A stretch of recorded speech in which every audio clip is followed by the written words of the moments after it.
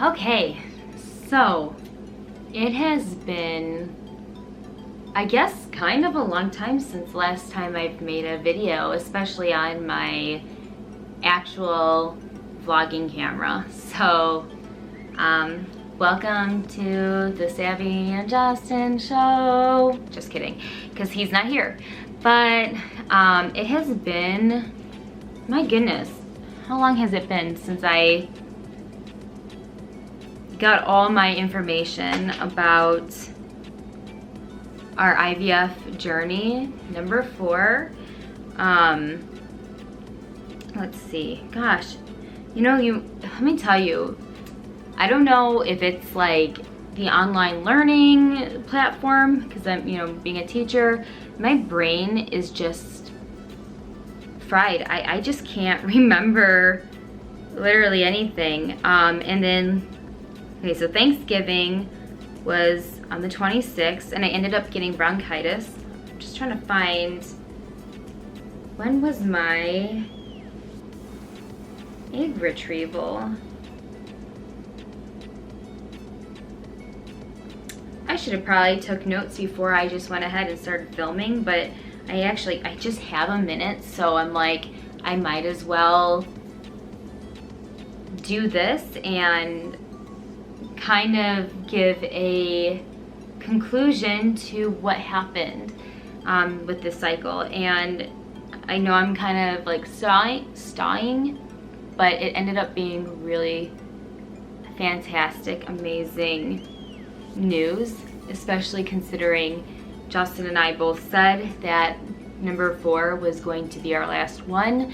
I meant it was going to be our last one for at least probably like 6 months, because going through the hormones, the shots, and something that people need to really tell their patients, or if you're looking into educating yourself about IVF, it is going to take up a significant portion of your life. So if you do back-to-back rounds, whatever, I mean, there is no booking trips. Yes, we're in a pandemic, can't do that right now anyway, but it's like everything, like your schedule now revolves around the clinic, your period, when it's time for surgery, all that. It's so much, and you can explain that to somebody, you can tell your friends like, oh my gosh, but I did the math, you guys, this year. I have had my blood drawn over 100 times in this whole year. So think about that. If that's I feel like my makeup's a little weird, but think about that. If you have your blood drawn 100 times, that's 100 appointments in a year. That is incredible. Like, that's just insane. So like, I really mean, like, your entire life revolves around infertility. That's what you see. That's basically the gist of it. So I got my, okay, so today is December 3rd? 4th. See, I'm really bad. I'm bad with numbers. But yeah, I teach math. Today is December 4th, 2020. I got my embryology report for PGT. That's what they call it. I've been calling it PGS testing, but I guess it's called PGT.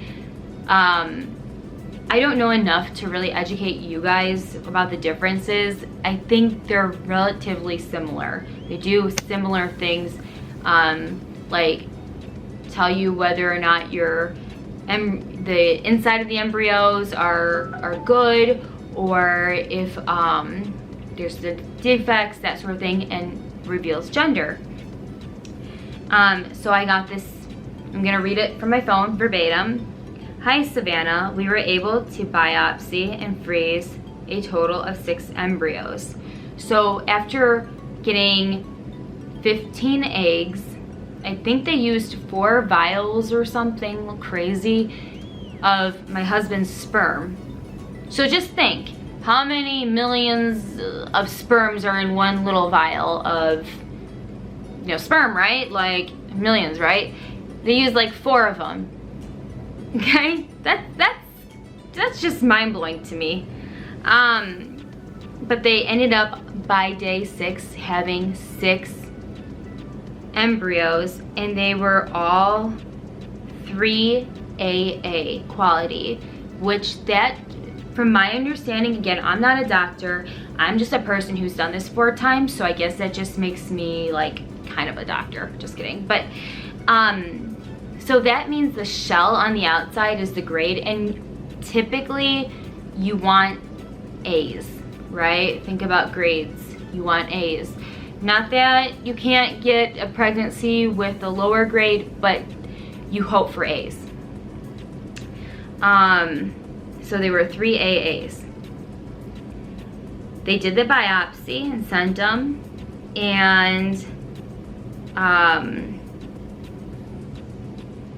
that's what, so that was on the 23rd. So I did have, whatever that next, like that weekend, I had a total panic attack, because it's about a 2-week process from when you have your egg retrieval, and if you go down the route of genetic testing, it takes about almost 2 weeks.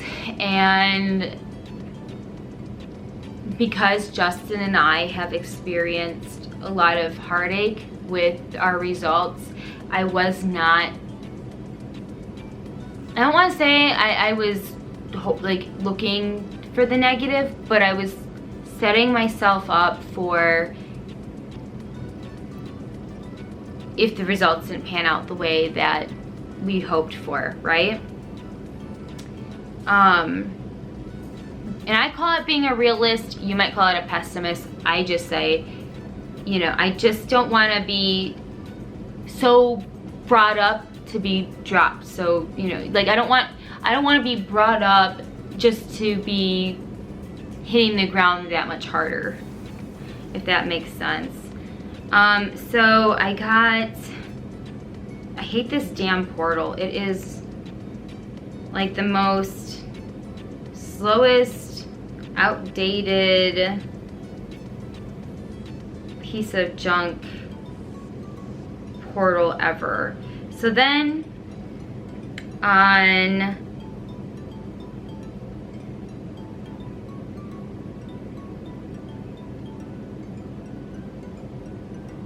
okay, was 11:30, so November 30th, 2020. I have to download. Sorry, I'm like the worst. I'm a little rusty. Give me a break. I'm a little rusty. Okay. Nope, that wasn't it.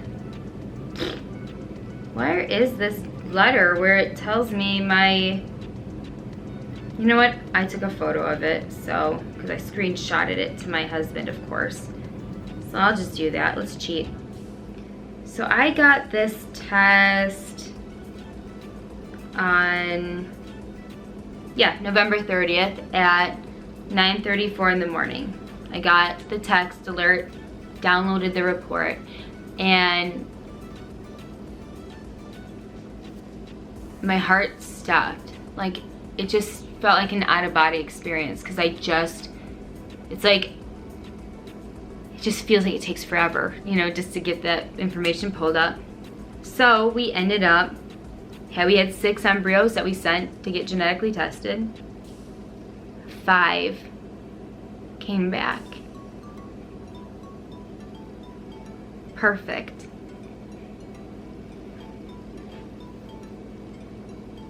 5 came back normal.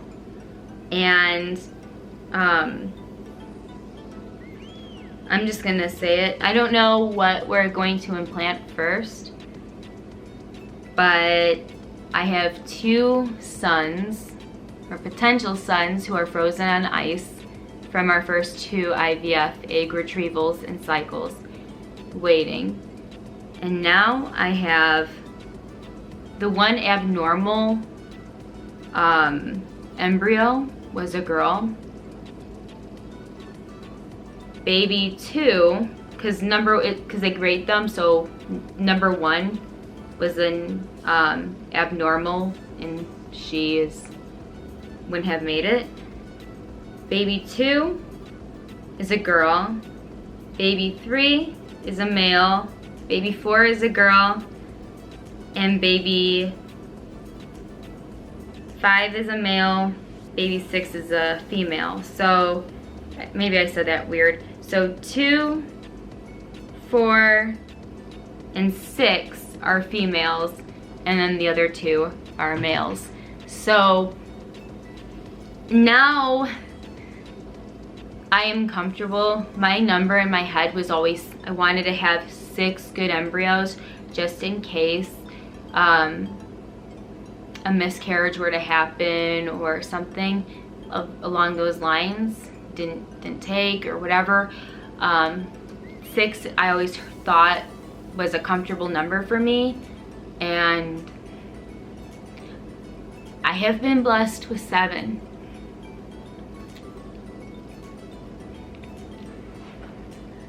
And now, because I do have a brain that is, ADHD, and I overthink everything and can't just live in the moments, I'm like, I want them all. And I told my husband, ooh, you better go get a couple more jobs because I'm gonna want all 7 babies. And then maybe they'll be twins too, because you never know, because with IVF you have a higher chance of splitting when they're in your tummy and having twins. So, but we will see what ends up happening. But right now, I have to say, out of all the crazy and terrible things that have happened in the past few years, me getting diagnosed with stage 2 thyroid cancer, my grandmother, who was a saint to me, like in my eyes, my grandmother was a saint, passed away.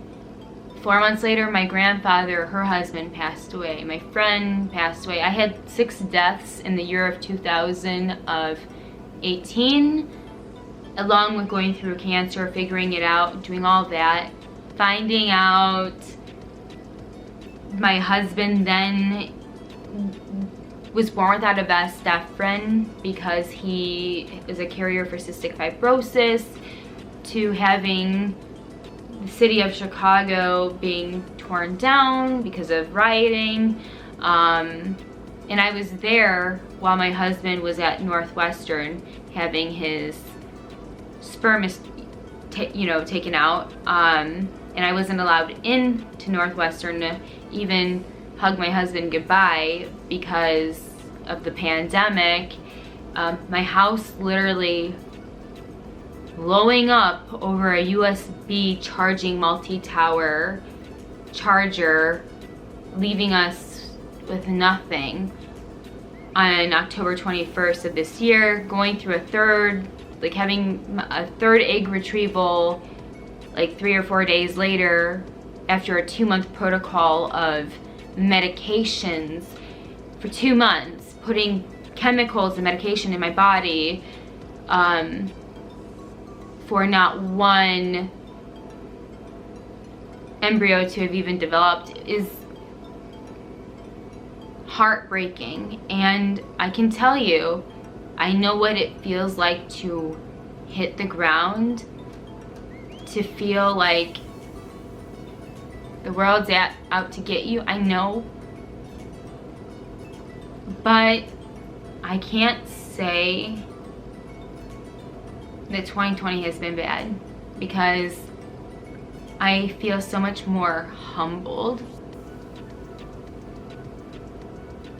I can understand people better and sympathize and have empathy for situations that they're going through that maybe I don't really know much about, and I've oversimplified them. I know what it's like to have a humility. For example, when my house burnt down, we didn't even have underwear. I had 3 pots to piss in, 3 full bathroom, beautiful home, to nothing. All within minutes of a boring, uneventful day. And then I had a girlfriend of mine drop off clothing donations, and not that I'm against secondhand things, but I mean, people donate things that they don't want, and usually it's for a reason. And some of it was really kind of funny because it was like Carol Baskin, the Tiger King herself, her outfits, her size and everything. I swear to God, that's like the stuff that, you know, I'm pulling out of these bags, and I'm trying to find a new normal, and everything just coming down. And the humility, the vulnerability, putting yourself out there, saying you're doing IVF, being honest. People have very strong opinions about IVF, and you have to grow a thick skin and either learn to smile and go, or you really have no idea what you're talking about, or that's great, but I didn't ask your opinion. Well, thank God we live in America, because you're allowed to have your own opinion, and I am too, and you're just lucky that I didn't hit you in the face. Like, these are all things that you know, happen, and they hurt. But I can say 2020 has just taught me so much, and it hasn't been all bad. It has taught me more about myself, about my partner, about infertility, about what it's like to lose everything and to hit rock bottom.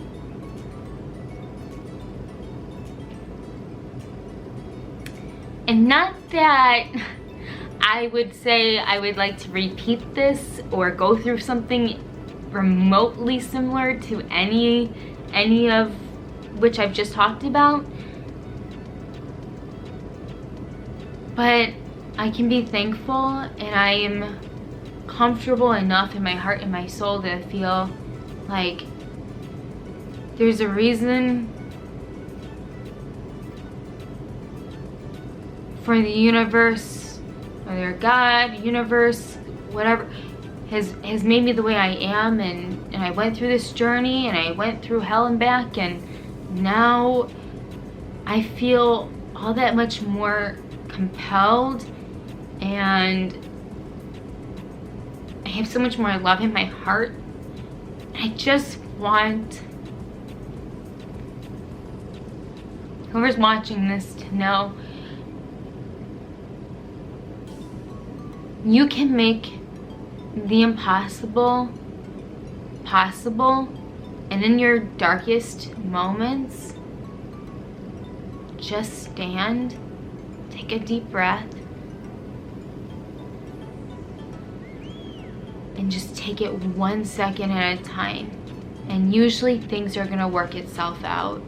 And that is my TED Talk, you guys. And it's hard not to get emotional. I'm so beyond thrilled. This could have went and still can go sour.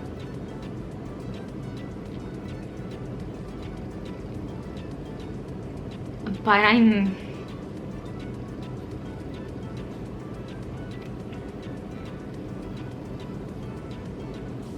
so beyond